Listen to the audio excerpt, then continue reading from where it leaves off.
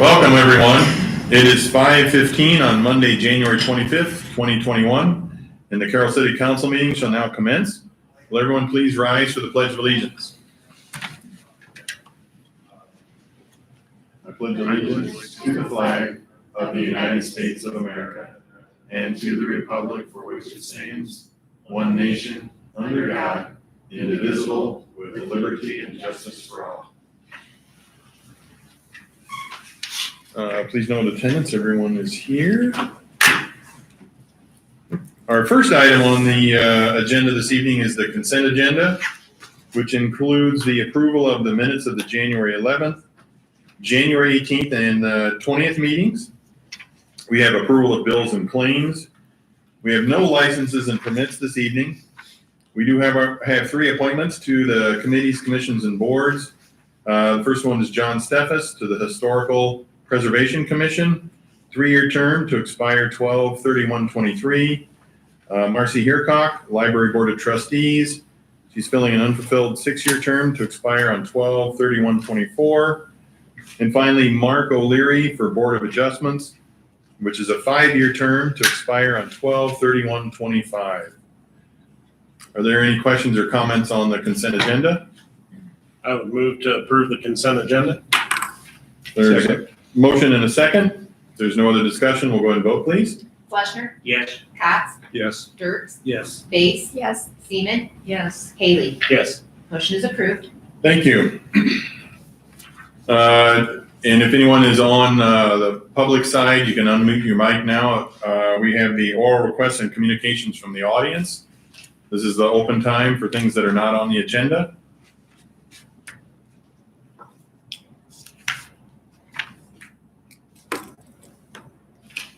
I should pull that over. Not hearing any at this point. We are going to proceed. We have no ordinances this evening. So we will start under resolutions. And the first item is the cemetery rates resolution correction. And Jack, please. Thank you, Mayor. Tonight before you is correction of 4 typos that I had when I brought this to you in October of 2020. And we caught that after the meeting and everything. So this is just coming back highlighted. I think everyone has an email to them. The 3 areas that are in yellow, this is weekend rates for the child and cremations to go into $375 each, and then disinterments Monday through Friday $650 and weekends $900. Are there any questions? And the resolution is correct now. Looked that over several times. Any questions that I can answer? Or? That was the only thing I was going to say. Just make sure everything's correct now. Yes. Okay, thanks, Jack. Or if there's no questions, I'll make a motion to approve the corrected rates effective January 26th of 2021 for the cemetery rates resolution. So moved. Second. There's a motion and a second. If there's no other discussion, we'll go ahead and vote, please. Base. Yes. Haley. Yes. Dirks. Yes. Seaman. Yes. Fleshner. Yes. Cox. Yes. Motion is approved. Thank you. The next item on the agenda, I gotta move mine so I can see Randy, is the Street Restoration 2021 Professional Services Agreement. And Randy, please.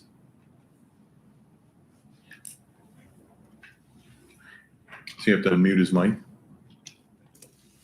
Oh, just a second, Randy. I can't hear you in here.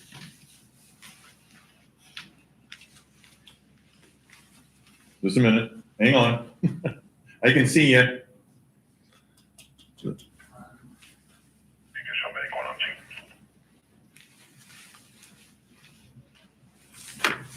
Can you hear us, Randy? Okay. I see that you can hear us.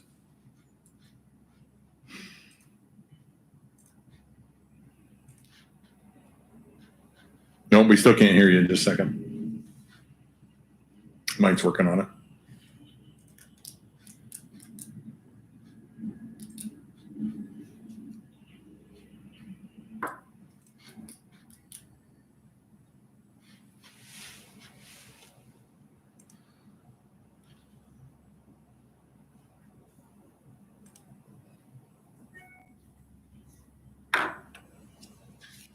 Rachel can hear Randy, she Can you said. try again, Randy? Can you hear us?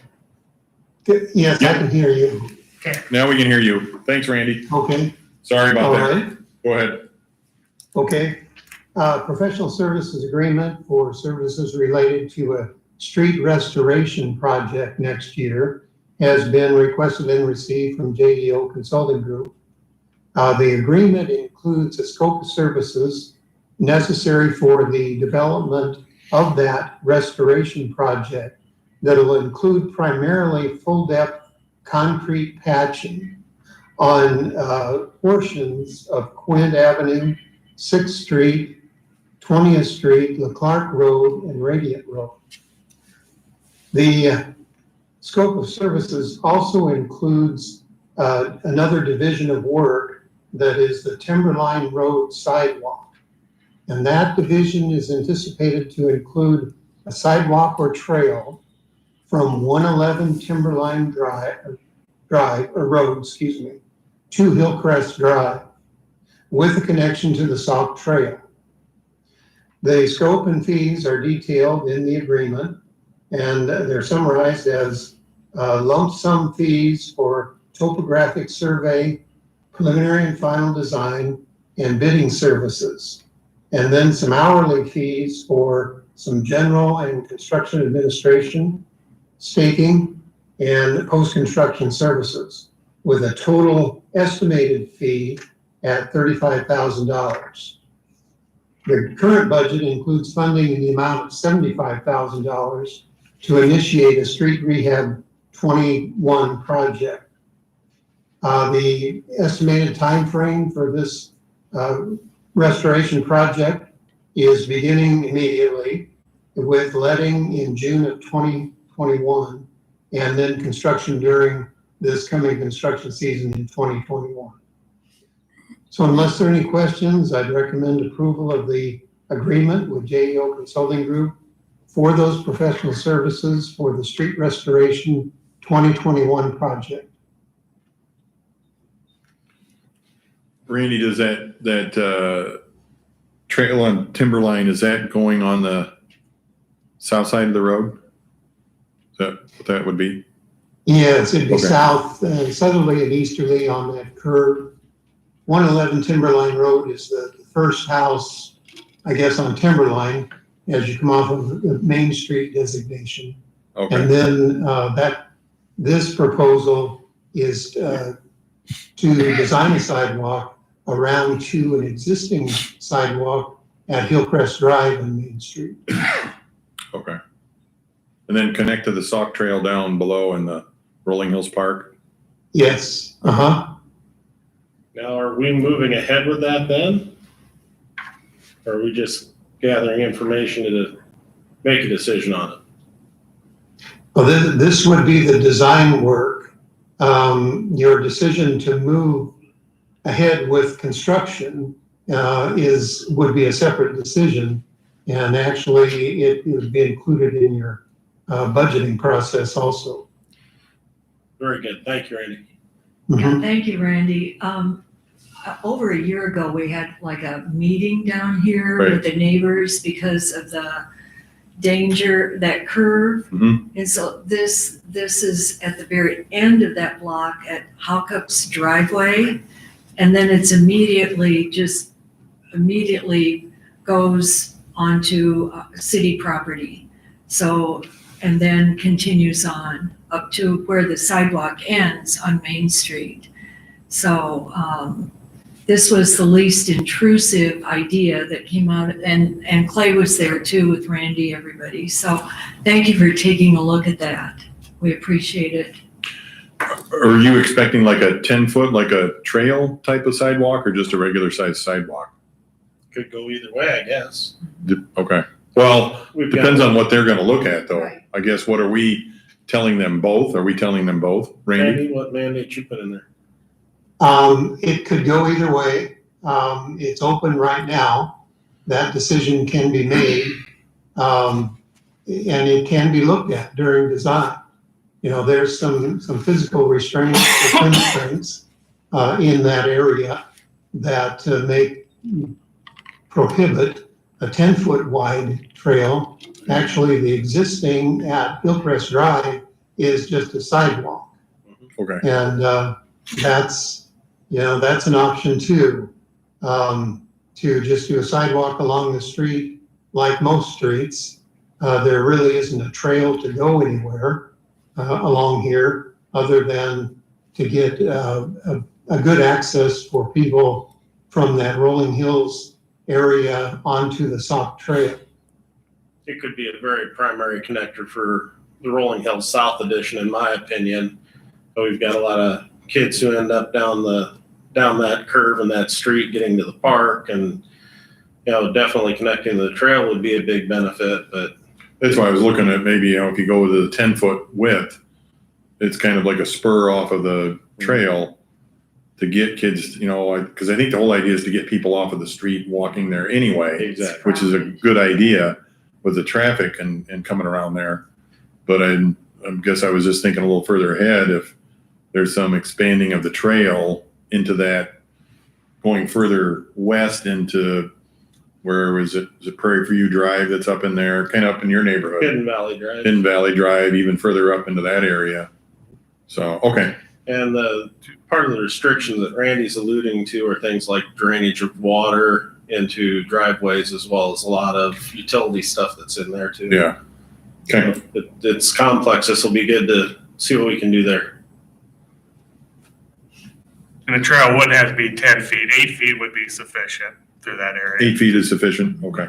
Can you have them tell us what's feasible compared to a regular sidewalk versus the trail type design of 8 or 10 foot, Randy? Yes, the proposal includes, or the agreement includes a couple of alternates on that curve for protection of the users of the sidewalk. And then you'll be able to see actually on the curve where there's some restriction. I mean, it's constricted around that area for building anything too wide, depending on how disruptive you want to get. And then the mayor was right, going on west, there's really a lot of constrictions on building anything actually there. Our initial meeting really didn't indicate that the current residents were in favor of going any farther west. Mm-hmm. Yeah. And then once that gets there, they may change their mind. Who knows? But Right. at least it's a start. But it gets the people off the This curb. is the most critical part Correct. of that drive because of all the walkers, joggers, bikers, etc. And yeah, so it makes sense. So my question then, Randy, would be, it only goes in front of one house, correct? Yeah, actually, it's not even in front of them. Okay, all right. Of the So there house would at be no 111, it starts nobody at would the be driveway, so it's really kind of at the eastern edge of their lot, and then comes around onto public property. That's the south part.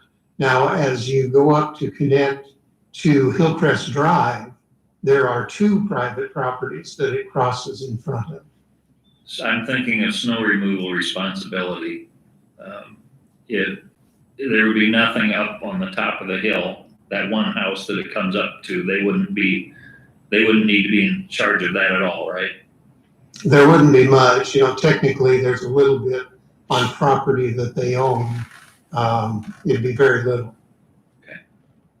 But then the other 2 homes that are actually southerly of the intersection of Hillcrest and Main, Yeah. they would have sidewalk, as do the other Which would be new for them. properties on Main Street for snow removal.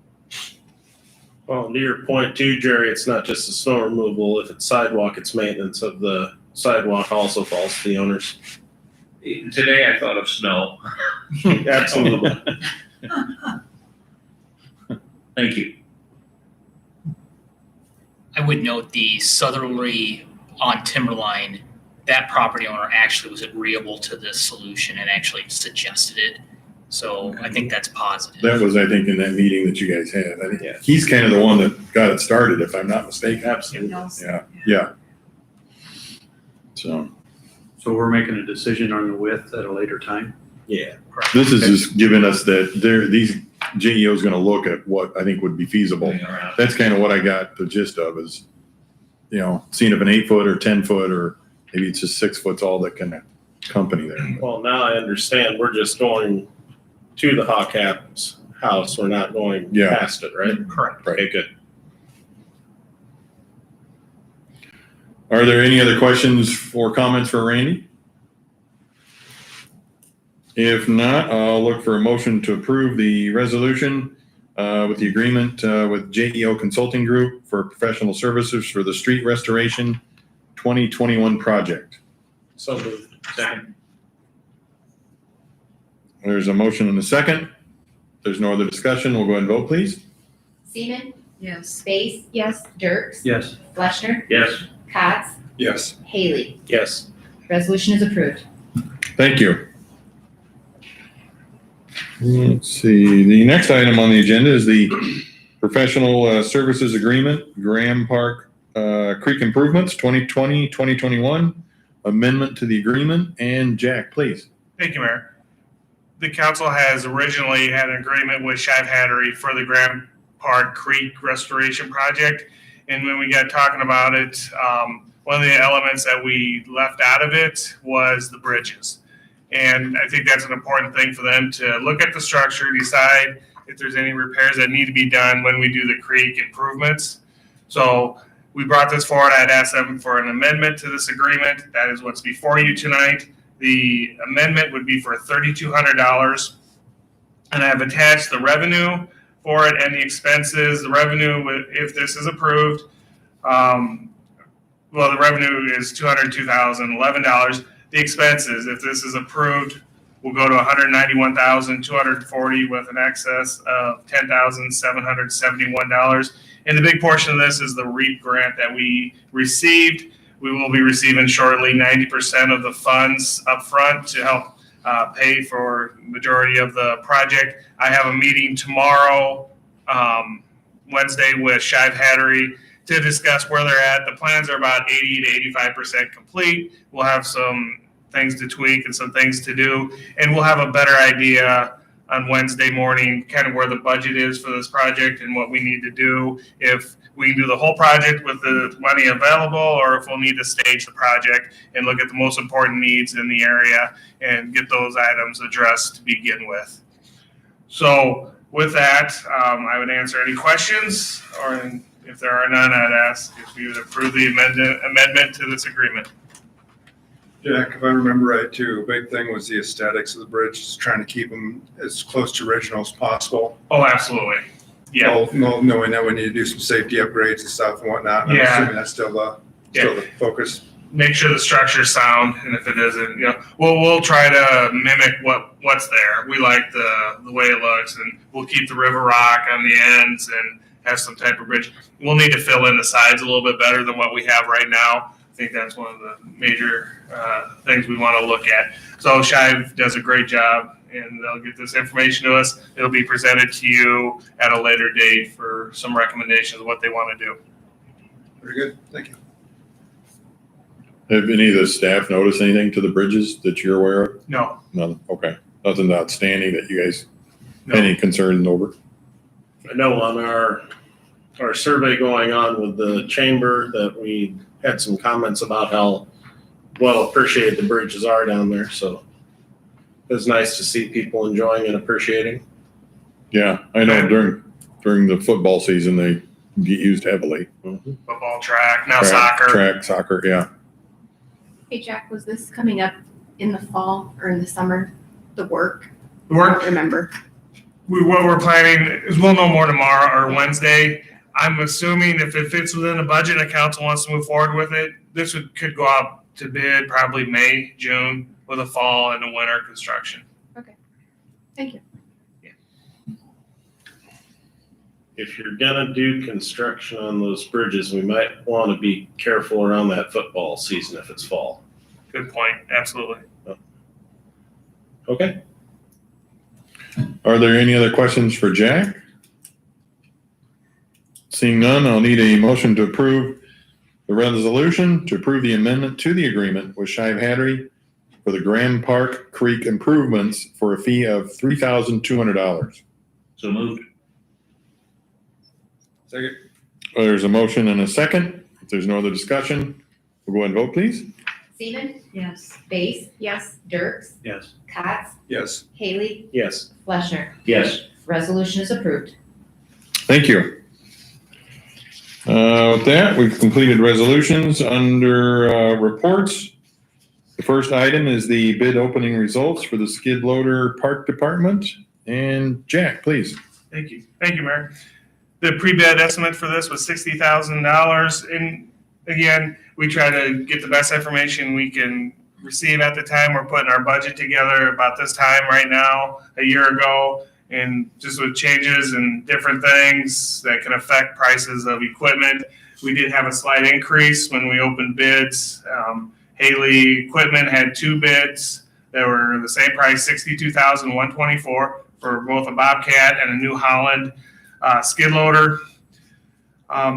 This is just a piece of equipment we've never had. This is something we've had to borrow from the street department, go down there, get it, and do a lot of our work. But I listed in the memo several things that the parks, golf course, cemetery can really use it for. It'll get a tremendous amount of use.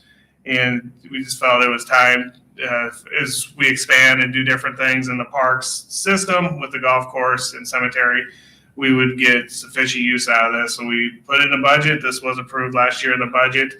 And staff had thought about this. Since they're both the same price, we did ask Haley Implement which one maybe lean towards. And our recommendation would be the New Holland L334.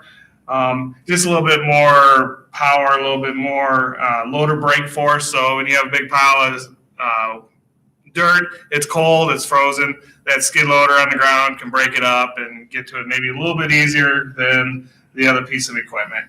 So that, and it can, my understanding is it can raise higher too than the other piece of equipment. So with those 2 things, and some of our staff having experience with the New Holland tractors or skid loaders, we're recommending the New Holland L334 for the low bid price of $62,124. Does it come with a sweeping attachment? It comes with a blower, bucket, forks, and broom. Can they use that to clean then the Sure. trail out there by the baseball Yep. field area? Because we had a question about that. People were wanting to, The south side, when you come into the park there. No, on the north side of the park, all the way around. all the way around. Okay. Fields. Okay. What? With snow. Fields, you mean. Yeah, all the way around, yeah. Okay. Because people, I think they were still, I know I still see people walking out there, and I got a letter. Did I send it to you, Mike? I thought I did. As I talked to Jack and we're working on a response to the individual in particular, the reality is, even though it's winter and it's cold and you think we're not doing anything, we're actually quite busy in our staff. And Right. so the question really is, it's a time issue for us to do additional trails like out at the Little League complex. So our suggestion is we don't add that, that we keep it in its current condition. And it's one of those things that then we have to stop doing other work to be able to clear that trail. So that's our suggestion. Just with staffing, we don't have the resource to do that, or we have to take away from some other action we're doing within the Parks and Rec department.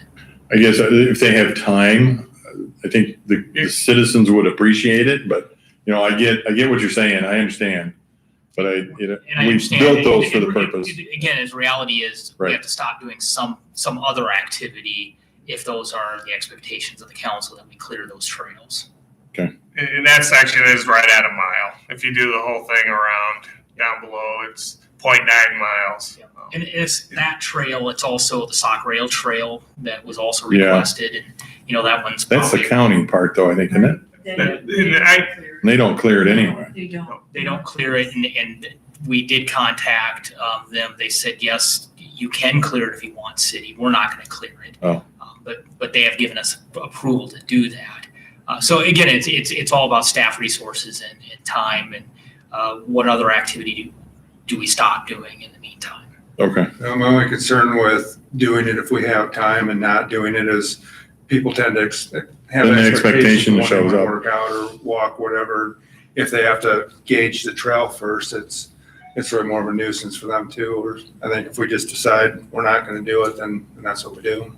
Just wait till it unthaws and then, And just to point out, we do other trail sections in town. So we are clearing the trail section from like St. John's Church up behind Fairview and through the golf course to the high school. And that's kind of a school route, and so we do that. And then the section of trail that's in town from like Whitney to Carroll, and then up Carroll, we're clearing those trail sections. Again, it's kind of part of the sidewalk network. right. in And those it's cases. when was some of the agreement with some of those people in the neighborhoods that, But then those trail sections that are really just outdoor recreational trails at True. this point, it's if council says we want you to clear it, we'll find it. But the balancing act, there'll be something else we'll have to suggest that we stop doing activity wise. Jack, it's got here to auger holes from parking lots. Are you getting an auger with this thing too? We have one. Okay. They use at the cemetery once in a while at the cemetery. And just to make one thing known, we did clear the snow one time because Tom the parks wanted to see what kind of time frame it was. So this last one, when they had a little extra time, they went out and cleared it. And there was a response by that same person that they appreciated us doing at that time. But it was just, we really wanted to get a feel of how long that was going to take us to do it. And nice thing, it would be a lot quicker if we had a truck with a blade. You get on a truck and you go. But it doesn't blow it away and it fills right back in pretty quick. Where these blowers will blow them, 10, 20 feet away, and that makes it easier, but it does blow back in, especially out north. And that would be a very time-consuming, repeated adventure. so you piqued my curiosity, how long did it take? I don't know that answer. When Oh. we talked to him, he had just in passing said that they had done it, and we meet tomorrow. I plan on having another discussion. Just ask him, let me know. Yeah. Well, another point, if it's going to blow in, let's say in one small section, it pretty well takes away the whole thing anyway. It makes it unsafe. Yeah, Definitely. you could be walking all the way Yeah. back there by the cornfield and Next all of a thing you know, sudden you can't go anymore. Then you can turn around and come back, but yeah. And when I found this out that they did it, I asked them. They did blow it in towards the fields, not towards the cornfield. So these things do come with snow blowers. Yeah. On the front then. I think 46, 48 inch Okay. blower. So and it's a 10-foot trail. It's 120 inches. Yeah. So it'd take 3 times if you wanted to clear it They'll all. just get it cleared off. One path, I'm guessing that's going to blow in, especially out north, pretty quick. So you need to clear back to the edges. Okay. Just seeing if we can get something answered for it. Yep. I get it. And I'll find out right away tomorrow how long it took them when they cleared around the I baseball imagine it fields. probably took, I bet that probably take an hour and a half, 2 hours.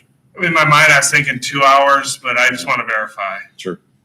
Could you give us that same information you're giving him because we got the email too? Oh, yeah, just to give it to everybody. Yeah. Absolutely. What, I'm just curious, I'm not picturing where this part that the county has, the stock trail is where? It's Rolling Hills Park. Oh, you're talking about that back down there? Yeah. Okay. And one other thing that was mentioned, the county said if you clear it and then and now we're encouraging walking, who's responsible? Well, they are. It's still their property. So that would be something if we did clear it. And Mike and I had a conversation the other day, and I went down shortly after our conversation. There were snowmobiles, tracks on that part. I know people do like riding their snowmobiles. If you remove the snow off the stock trail, where are they going to go? They're going to the parks. We really don't want them going through the park system because there might be things in the park that hits the snow blower and cause more problems.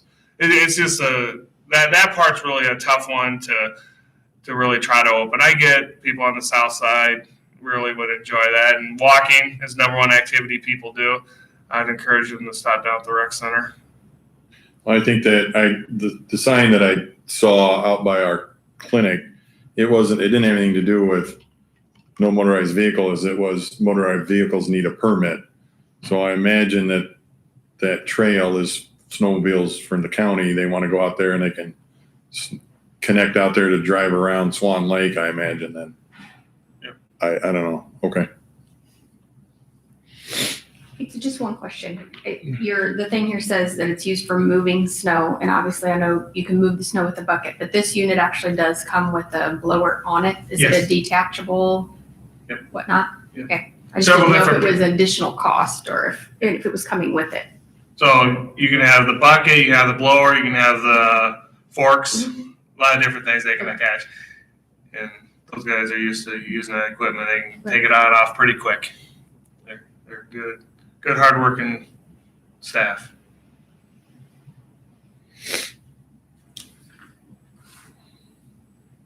Any other questions for Jack? I would just note I do have to abstain from this. Thank as you. I'm involved. Thanks, Clay. Thank you. If there's no other questions for Jack, I'll look for a motion to approve the purchase of the New Holland L334 from Haley Equipment for the total cost of $62,124. So moved. Second. There's a motion and a second. If there's no other discussion, we'll go ahead and vote, please. Fleschner, Yes. Jerks, Yes. Cots, Yes. Base, Yes. Seaman. Yes. Motion is approved. Thank you. Thank you. And let's see, the next item under reports is the skid steer four-wheel drive loader, report of opening bid and award of purchase. And I believe that's Randy. Thank you, Mr. Mayor. On January 12th, bids for the purchase of a skid steer loader for use in the street division were also received, opened, and tabulated. There were 5 bids received from 4 companies. The apparent low bidder is Van Wall Equipment for a John Deere 330G skid steer loader in the amount of $29,950. Unless there are any questions, I would recommend your consideration of the approval of the purchase of the skid steer loader from Van Wall Equipment at their bid price of $29,950. So this is a replacement? Is that what I? Yes, it is. Okay, thank you. Does this one also hold interchange with the attachments that you currently have? Yes, it does.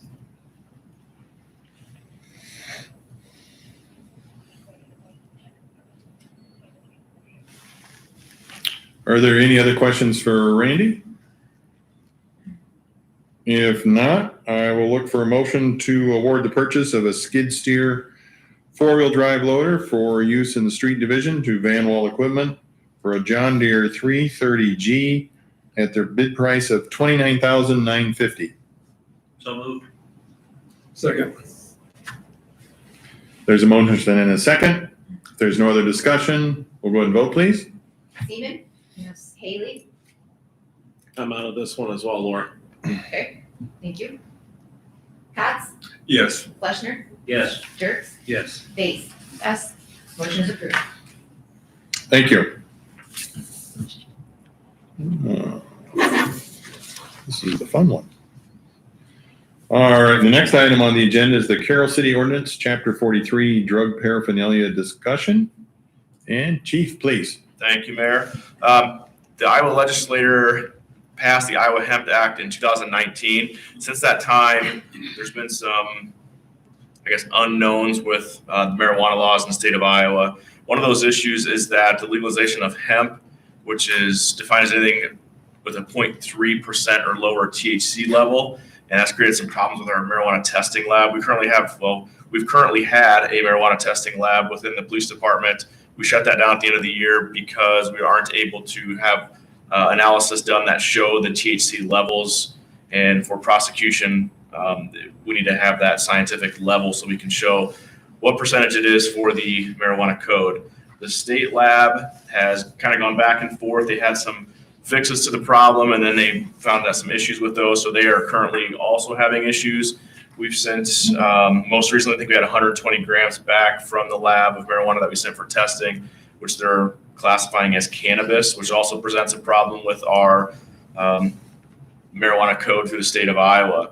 In the past, we've had a drug paraphernalia code, which was a simple misdemeanor under the city ordinance. And in 2013, we repealed that due to when we charged it was a charge that went along with our marijuana charge, and our county attorney would dismiss the charge. So every time that we would charge someone with that, we were getting a $60 fee back to the city. So in 2013, that was repealed. I had some discussions with Dave Bruner, our city attorney, about what steps we could do. I've also had some discussions with Brian Best to pass this on to the state level to see if they can make some changes for us.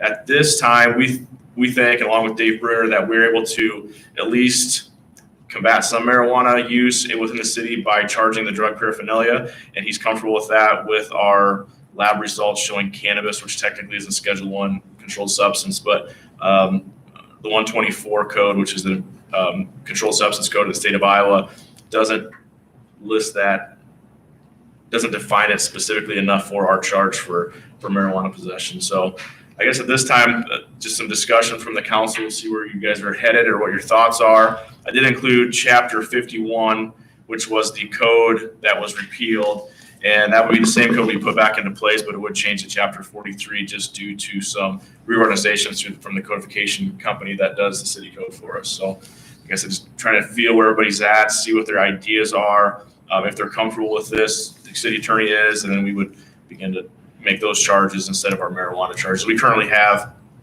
probably 24 cases that we're just holding on to right now that we haven't charged anybody with. So we've been seizing marijuana. We just have, it just sits in our evidence for the time being. So Brad, you had mentioned that the county attorney was kicking the charges back. So have you talked to him about if we re-implement this, will he start prosecuting those then? So this will be a city code. So maybe just walked in, will be the one that'll be in charge of prosecuting them. So we would not charge for the misdemeanor charge for marijuana through the state level. It would be solely on the city level. So our city attorney would be the one that would be responsible for prosecution of those ones, and would have nothing to go through our county attorney's office. And then the other question I had is the previous testing we've done, I'm assuming didn't test for percentages, just the presence of THC? Correct. It's either positive or negative. And the state lab had sampled a few options to be able to test the levels. They just weren't able to get what they thought was a scientific enough analysis to take to court for prosecutorial issues. So we don't have that ability now. So currently our lab is shut down. We tested for approximately 15 other communities around us, and so we've currently shut them down too, just because we can't say what the THC level is. It's either positive for THC or negative for THC. We're able to quantify it to a level enough. And the state lab isn't either. Now, we did find there's a lab, I believe it was in Tennessee or Kentucky, that'll do it, of course, for a very large fee per sample, and just financially wasn't beneficial for us. I guess I think Mike's kind of same line of question. If the county attorney isn't gonna do anything, is it prosecutable to put it into play? That are we gonna see any benefit from it? I think the benefit we'll see is we're going to be able to help. Some of our problems are high call volume areas. So if we're able to charge somebody with at least a code section, some of these landlords are able to use that for eviction purposes. And without charging someone with marijuana, we currently don't have a paraphernalia code that would apply. They're kind of tied. Their hands are kind of tied at this point. Okay. Also, it does, marijuana still technically is illegal in the state of Iowa and federally too. But not being able to charge it kind of makes that law inadequate for what is needed. Not So maybe this is enforceable, one yeah. way to enforce a portion of it. Now, it is a Right. simple misdemeanor compared to a serious misdemeanor, both prosecuted through the magistrate court and the court system. So it would be strictly from a city perspective that we would have to do that. Dave, you ready to do that? Yeah, it's all on the city's burden at this point. And I discussed with Dave a little bit, and what we would do is we would still test samples within our lab. We'd be Okay, able to show that those are positive for THC, but then we define them as cannabis, I believe was what we came to. And that was what the state lab has indicated. We should be classifying stuff and we can't determine what that level is. So we'll be able to then go ahead and charge for drug paraphernalia. didn't we repeal this at one time? Yeah, it was in For the thought of- 2013. And the main reason was that whenever we charged marijuana, we charged drug paraphernalia because, 9 out of 10 times you had drug paraphernalia. You don't just typically have someone with a handful of marijuana. They got to be able to contain it somehow, a bag or a container, or they use a pipe or rolling papers Yeah. to smoke it. So they went hand in hand. And the problem was that through, I'm assuming, plea deals or some type of deal through the county attorney's office, those city chargers were getting dismissed. So every time they're dismissed, we were getting a fee from the court system, pay for court costs. And so that added up pretty quickly. Okay. I think we went through and tried to clean up some of the codes that were not being used back in Well, 2000. for some reason, I was thinking part of that discussion was, it's not illegal to have the paraphernalia. But if there's marijuana in your Correct, yeah. possession and you have the paraphernalia, Yeah, if you went That's- say you went to a head shop and bought a marijuana pipe and it had never Yeah. been used, is it paraphernalia at that point? right? Even if it's the decoration, or I don't know what you would choose Right. it for outside of smoking marijuana, but we've come across those instances in the past where we have located pipes that have no residue, they appear to have never been used, and we don't charge for those. Gotcha, okay. Well, I think I'm sorry, my only comment too was if it gives us some assistance to some of these landlords for helping them to be able to evict, I don't have a problem with that either. That's kind of the part of it too. Yeah. And the other part is, that it's still illegal. We're just not able to prosecute. So this is one way to at least have some type of punishment for the possession of it. Okay, What if someone's obviously selling it? Is there a difference for that? I mean, is that, So the example of the 150 grams that we had submitted is enough for a distribution charge. State-wise, they're not gonna be able to prosecute it because it's not defined well enough as to marijuana. So right now, we have 2 or 3 cases, I think, where distribution levels were submitted to the lab for testing. And at this point, those people are probably gonna walk with no charges. is there, in your experience, is there any difference if someone's obviously selling this to minors? I mean, you find As far as the you catch penalty? somebody red-handed selling, let's say I sell marijuana to a high school kid. What happens to me? You just get charged with the distribution of a controlled substance. No difference because it's a minor. I don't believe so unless there is an injury or a death that occurs to the subject for using the controlled substance. Can I tag on? What about proximity to schools? That is a conversation we've had. We had a public meeting 4 months ago, maybe, which this was discussed. And at this point in Carroll County, that will not be enhanced. Not by our choosing. In state code would allow an enhancement. It's just not being enhanced in Carroll County. Just the opinion of the person. Correct.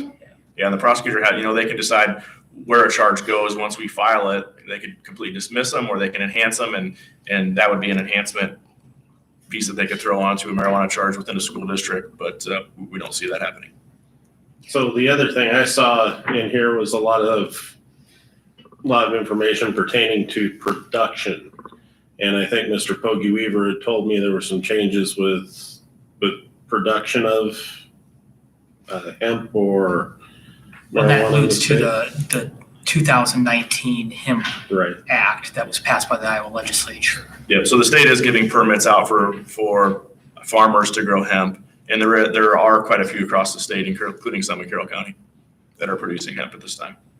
I know I've seen an awful lot of it from our farm equipment dealer associations, trying to meet the needs of the different equipment to grow the crops, so.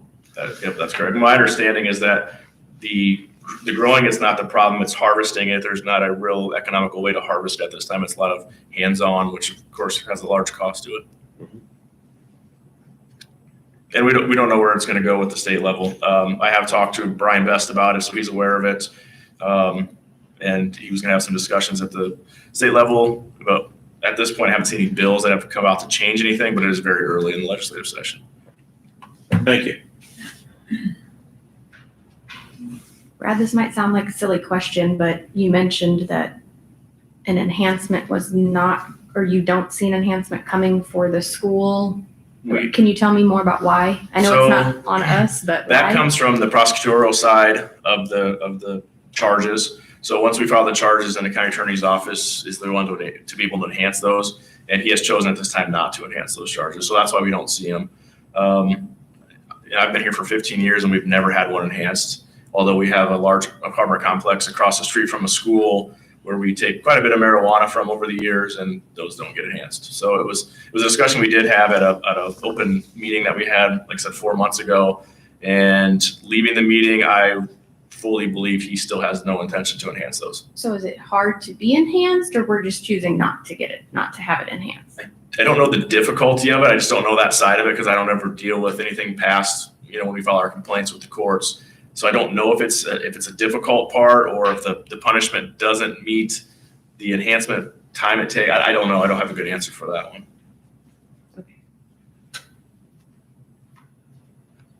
That might be a good question for the prosecutor part. Because I think it's at his or her discretion. No, I understand. Is I that would just thinking think what it- that we would Yeah. like to take a little more action towards our students and our adolescents in the community. And that was one of the sides that was brought up in this meeting too, that people would really prefer that even if the punishment isn't very large, if it's something more, Right. they would like to see that. But leaving that meeting, and there was a couple council members that were there, they probably have the understanding that I do that probably will not be happening anytime soon. Well, and I'll add, Misty, the school officials who are there Mhm. were definitely on board with the Right. enhanced penalties. So, I would think they would want to. yeah, so the message was communicated to them, to the county. Is anything in this, would anything in this ordinance be enhanceable from our side? Yeah, that's a city attorney question. I'm gonna guess on a city code level, enhancement typically bumps it to a state issue, but I don't know if you can explain more. I think we would be simply restrained by just going simple misdemeanor Oh. at each offense, rather than, enhancing it Okay, and into a indictable or an aggravated misdemeanor. aggravated misdemeanor. Which I don't think the city can prosecute. As Brad said, I think it would then go up to the county attorney for prosecution. Yeah, that's where our hands are kind of tied. So city ordinance can only be at the simple misdemeanor level. We can't, once it passes that enhancement point, then goes to the county. it comes out of our area.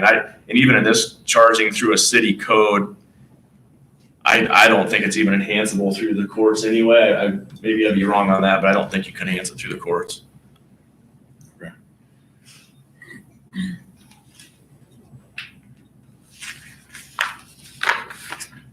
I guess from the perspective of giving a little more assistance to the landlords, I mean, I wouldn't mind seeing this pursued a little bit more.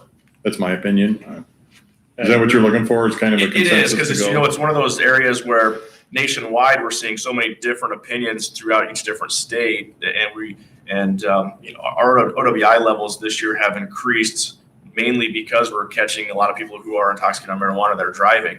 And I think the reason is that you are able to so easily maintain or obtain marijuana from these states like Colorado and California, Washington, so easily and through the mail that we're seeing this increase. And this will be one way to help enforce that too. But I think that's leading the increase to the marijuana. But anyway, like I was saying, the opinion is so different across the United States. Just kind of get an idea of where we're at, and if you feel comfortable with us moving forward, I'll create I'll make some amendments to this code, mainly just changing the code section of it. But there may be some discussion, and I'll discuss with Dave too, if we make it a court appearance required, or if we can just issue a schedule violation with it. And we'll kind of make some determinants on that too, how we move forward with it. Okay.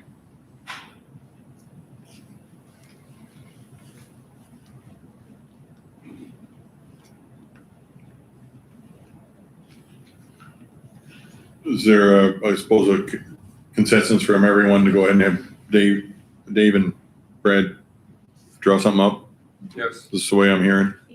Okay. I'll get something put together. The plan will be, it should be a pretty quick turnaround, so we'll expect to see that probably at the first meeting of February, no later, of course, than the second meeting. I know, do you know of any other cities that are starting to pursue this, Brad? It's across the state is, everyone's different. Some already have this paraphernalia code Oh, in okay. place, and so they're using that.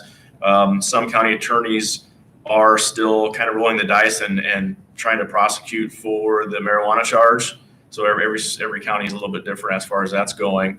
I don't know how the courts are taking it now. All the cities that we tested for currently are on a hiatus for charging, just because they just don't have, now they don't have a quick Don't have turnaround equipment. for their, yeah, if you submit something to the state lab and you can expect a 3 to 4 month turnaround, and with the backlog that's now coming from all these small labs across the state shutting down their marijuana testing, I fully imagine that backlog for marijuana is probably 4 to 6 months now.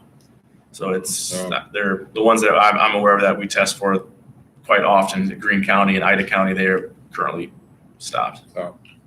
Okay. All right, I guess, looks like we'll go ahead with that and get something. Okay, thanks, Brad. The next item on the agenda is the discussion item. Olson's outdoor power annexation request. And Mike, please. Thank you, Mayor and Council. The city has received recently a request from Olson's Car Care Corner. They do business as Olson Outdoor Power, requesting annexation of their property. And there's a map that hopefully will be pulled up here. That shows this.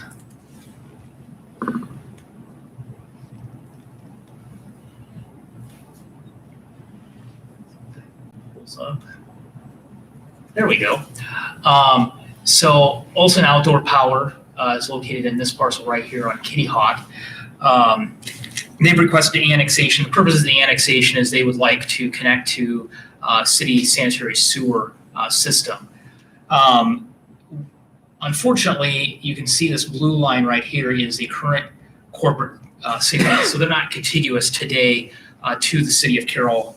So it would require the annexation of additional property so that they would be contiguous. The city did contact adjacent property owners to gauge interest of potentially annexing. Initially, we did get a hold of Carroll County Solid Waste. They own parcels 1 and 2 on the south side of Kitty Hawk. They did indicate a willingness to annex, and actually they have submitted annexation, a voluntary annexation application to the city to allow that annexation to go forward. So with their annexation, then the Olson Outdoor Power site would be contiguous to the city corporate limits.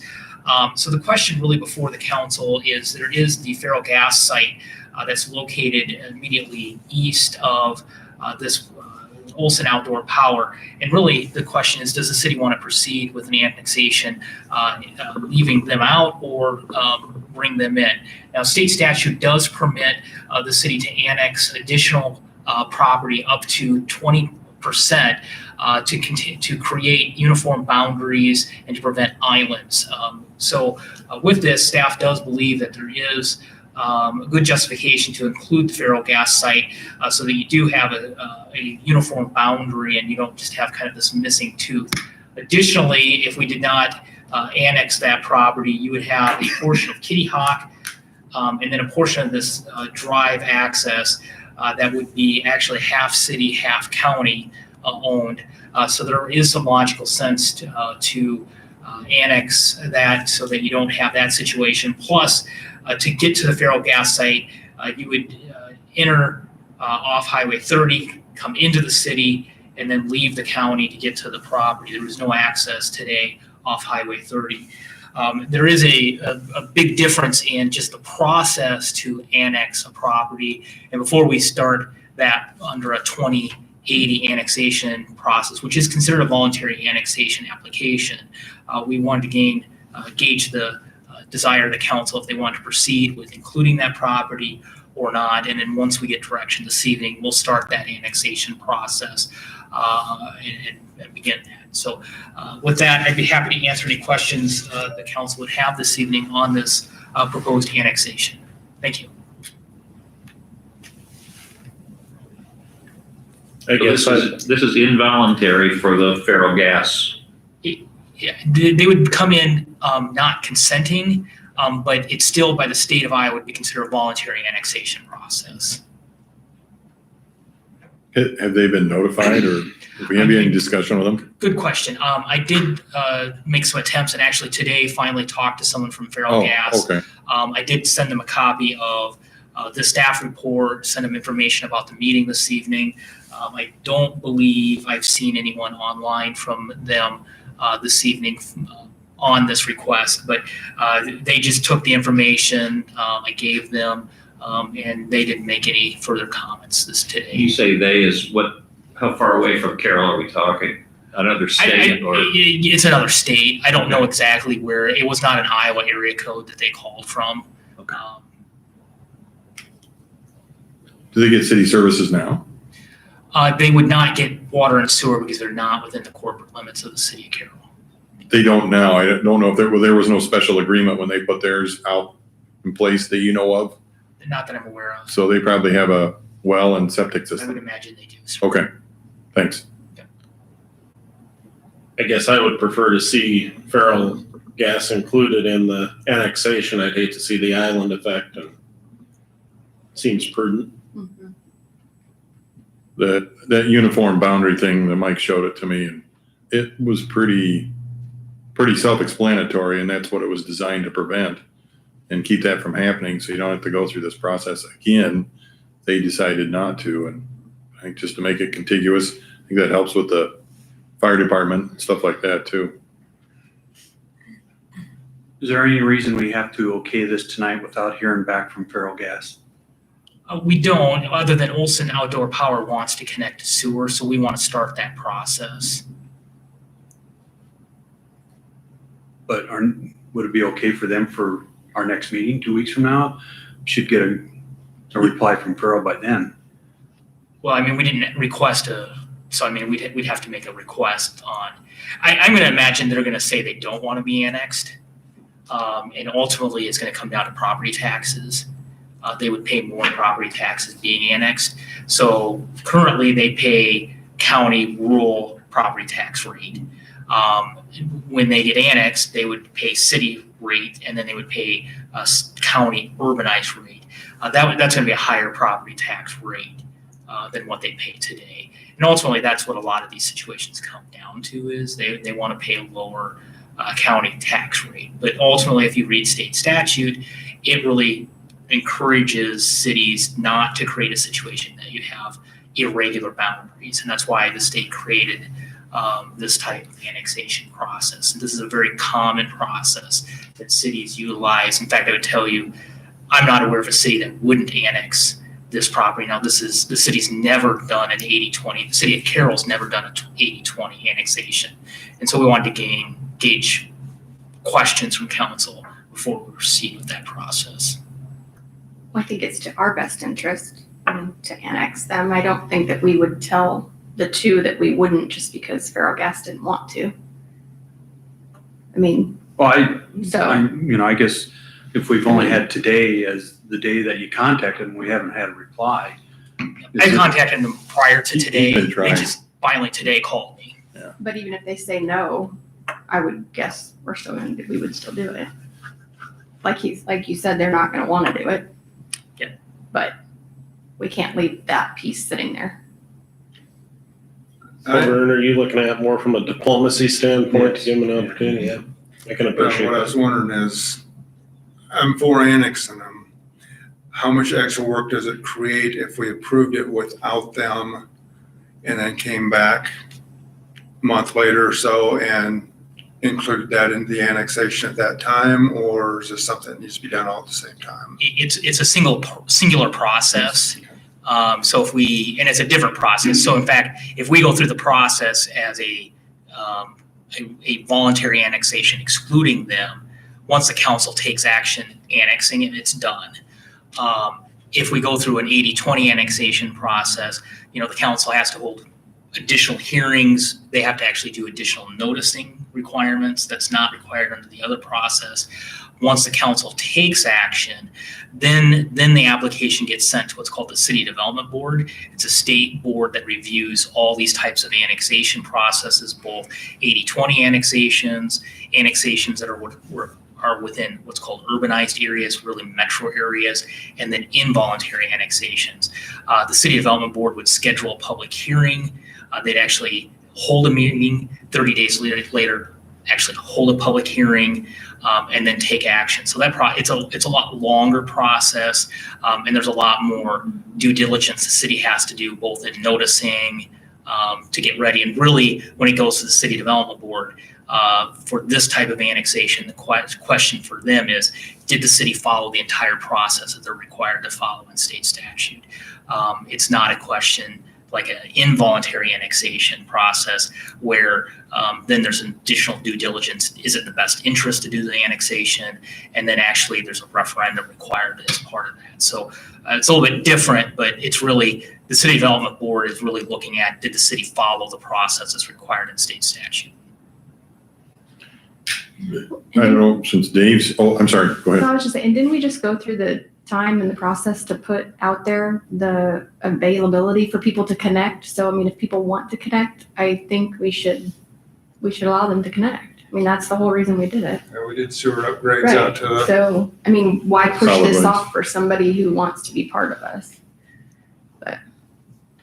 Maybe explain why Olson's wants to be included now. Yeah, I mean, ultimately, I know, and this predates me, so I don't know the entirety of the history, but Olson Outdoor Power did approach the city about connecting to our sanitary sewer system a number of years ago, when I think they were developing this site. Ultimately, they wanted city services not being in the city, and the city at that point declined to provide them the services without annexing. They did construct out there what you see today on a septic, and it is a specialized system, I understand, because they have a high volume of water that they use as part of their facility. That system is at end of life. It's actually failing, and really just doing a cost benefit analysis of annexing into the city now, and even that additional taxes. Long term, we see probably benefits of just being hooked to sanitary sewer through the city versus continued use of their septic that they have. But what happens with feral gas if they want to keep their septic system? Is that? Yeah, that's a good perfectly question. fine? And I think kind of back up into feral gas from a operational standpoint, we do provide zoning 2-mile territory around the city of Carroll. So this site is zoned appropriately. It's a complying site. And annexing it and coming into the city is not going to change that. So there's still a conforming site. Their zoning is going to remain the same. So that won't change from them. From a operation of their septic and their well, as long as they're in good working order and there's no issues with them, they can continue to utilize those systems and really no change from that perspective. Now, if there would be a failure, at that point, they would need to connect to city utilities, and generally that's when a property owner wants to make the connection. I mean, if they make an investment in the septic, they want to see that investment and through end of life. But then when they're looking at a large capital cost to upgrade or replace their septic, that's the time that it makes sense to make that connection. So from an operational standpoint, there's really no other question. One other question that they did ask, they said, well, we kind of like the township fire department to continue providing us fire service. And I took the opportunity to remind them, well, that's the Carroll Fire Department that's already providing you fire services. So there'll be no change from that perspective. So they were looking at their due diligence, making sure that obviously being a gas site, they're concerned of kind of those fire safety issues. And they asked about law enforcement and said, well, yeah, that would change from Carroll County Sheriff to the Carroll Police Department. But we do have a full-time fire department or police department, sorry, you don't put out fires, that will serve them. So yeah, so they're kind of doing their due diligence too. Again, really from their operating standpoint, really the only change they're to see is really the taxing authority change, because they're really getting served a lot by the city of Carroll. And Now they'd be contributing to our fire department and our police department. And our police department's out there. I've come across officers out there. I seem to run into them everywhere I go. But they're out there patrolling out by solid waste already, What so. does that say about you? No, I'm just. I'm starting to wonder. Your flag. You know what the property value is, isn't it? Offhand, I wouldn't expect this, but do you happen to know what that feral gas's value, the property value of that is? I don't know off the top of my head. You know, I guess just looking at the memo here, you're asking for discussion. Were you looking for action on this tonight? I'm really, it's a discussion item. Unless I hear, what I'm hearing is there is, most of the members are saying proceed, including them. So we'll start that process. I mean, if we hear within the next week from Feral Gas, we can come back to council, but barring hearing anything from them to the otherwise, I mean, it's going to take us a little bit of time to start that process, but we would be looking to go in early February to the Planning and Zoning Commission, late February to City Council to begin to process the annexation. And it takes time. It's not an overnight process. Do you need council action from us tonight? I'm not looking for any council action per se. I mean, unless I hear a strong objection. This was more of an opportunity if there was objection. But to start the annexation process, there's no action needed by the council. And that annexation process undoubtedly will involve notifying Feral Gas in an official manner. Absolutely. Yeah. They'll get official certified mail noticing them. And what we've done so far is really just a courtesy to them, giving them a heads up that this is coming and really kind of engaging a little bit if they have a strong objection. Now I'm going to ask you a dangerous question, one I don't know the answer to. Is staff able to then start an annexation process without council approval? There's nothing in statute that says council has to start that process. We just have to finish it. Once we get the application is what starts that. Now, ultimately, it's going to come before the council, and you will take action to either to approve that application or not. After it goes through the process? Yes. Okay, cool. So what time frame would that be? How long would that be? Yeah, I don't have a schedule in front of me. We haven't penciled it out, but I'm going to say 30 to 60 days. Okay. So I would hope we'd hear back from them, or, if they're okay with this or not, and then we can, proceed. Sounds to me like the process will take care of that for us. Yeah. They'll have time to I guess respond. I was in the camp of waiting for 2 weeks, but it's gonna be longer than that anyway, just It's get a gonna re- it takes time. yeah, just to get a response from them. I mean, today is the first time, well, I'm thinking, let's try and be civil and, and find out what they are gonna say, and go from there. But I think when he gets the approval from us, it gets the ball rolling Right, to get them the certified letter. Yeah. but if they're in the camp of being annexed, it makes it Yeah. a whole lot easier. Well, the planning and zoning doesn't meet till February 10th. So, and I don't know, do you think this would make that agenda item anyway? That's still 2 weeks away. Yeah, I'm not sure if it will or not. No. I don't have the agenda or Otherwise- the calendar in front of me. Yeah, otherwise it wouldn't be till March 10th would be the next one. So it could be another 30 to 60 days, which gives them, The annexation process, it's a long process, especially Yeah. with the 80-20 process. Okay. So I'm not hearing objections, so we'll proceed, we'll start the process, and then we'll do the due diligent notices that we're required to do under the statute. We'll proceed as a 80-20 annexation at this point. Okay? Thank you. thanks. With that, the next item is the committee reports. I trust everyone has read those. I guess comments, please be careful out there tonight on the streets and be aware. I think the snow ordinance is in effect, so everybody can please do their diligence and get their cars off the roads. Any comments from the city council? Any comments from the city manager? None this evening. The next item is a closed session per Iowa code. And whenever you're ready to proceed, we'll need permission. Hey, is Dave staying? Dave staying. He's staying for we're gonna go to closed session next, Dave. Sorry.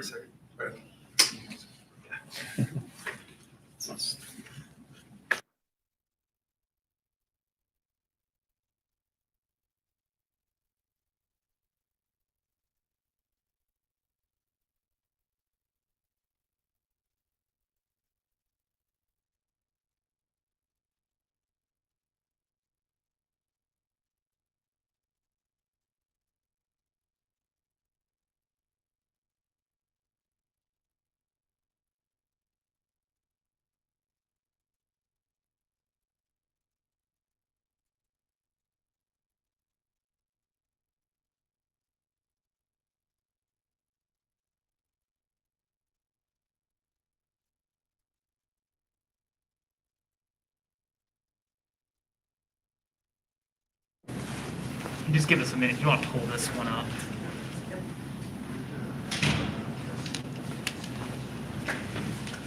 That's probably on YouTube.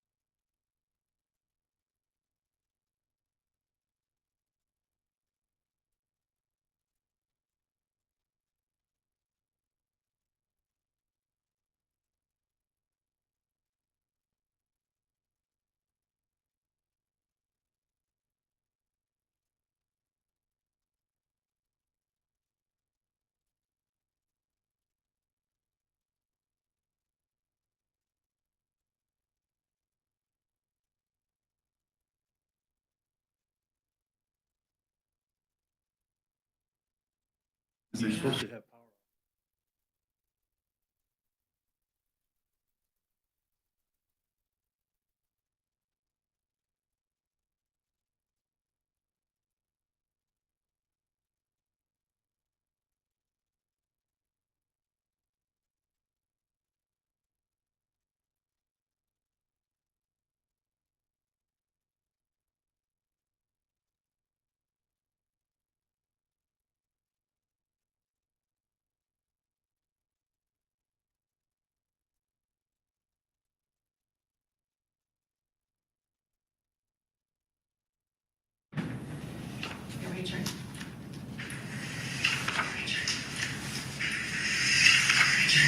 Ready?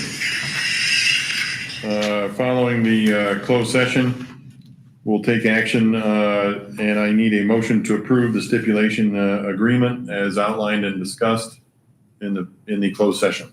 So moved. Second. So there's a motion and a second. We'll go ahead and vote, please. Haley, Yes. Seaman, No. Base, Yes. Cots, Yes. Fleischner, Yes. Dirks. Yes. Motion is approved. Okay. You know where to go then, Dave? We'll finish up then. Yes. Thanks. Thank you, sir. Thank you. Appreciate it. If there's nothing else, I'll look for a motion to adjourn. I'll make a motion to adjourn. Second. There's a motion and a second. We'll go ahead and vote, please. Cots, Yes. Dirks, Yes. Base, Yes. Fleischner, Yes. Seaman, Yes. Haley. Yes. We are adjourned. Thank you.